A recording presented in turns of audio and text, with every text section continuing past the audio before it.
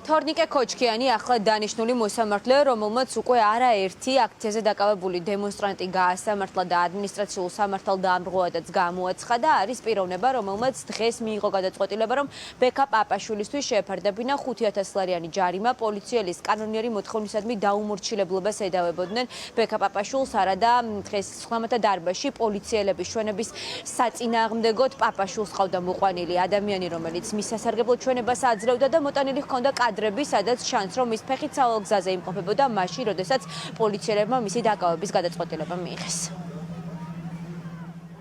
ესე იგი, მე რა თქმა უნდა წარვადგინე ჩემი უდანაშაულობის დამადასტურებელი მტკიცებულებები სასამართლოს ხდომაზე, ასევე წარვადგინეთ მოწმეები, წარდგა მოწმე, რომელმაც დაადასტურა, რომ მე ვიმყოფებოდი საფეხმავლო მონაკვეთზე და ჩემი დაკავება მოხდა საფეხმავლო მონაკვეთზე და ეს დაკავება განახორციელა გოგა მემანიშვილმა, რომელიც შსს არყოლია მოწმის სახით მოყვანილი, იმიტომ რომ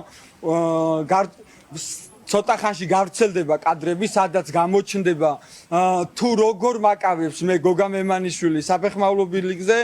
საჯარიმო სანქცია 5,000 ლარის ოდენობით, ეს ველოდებოდი პატიმრობას, თუმცა მოსამართლემ გამოიტანა გადაწყვეტილება, რომ 5,000 ლარით უნდა დავეჯარიმებინა. მე არც სხვა ჯარიმები მაქვს გადახდილი და რა თქმა უნდა არც ამ ჯარიმას გადავიხდი. 2 სექტემბერს ბექა პაპაშვილთან ერთად ხელბორკილები რუსთაველის გამზირზე 22 დემონსტრანტს დაადეს, თითქმის ყველა მათგანი სასამართლომ ადმინისტრაციულ სამართალდამრღვევად უკვე გამოაცხადა.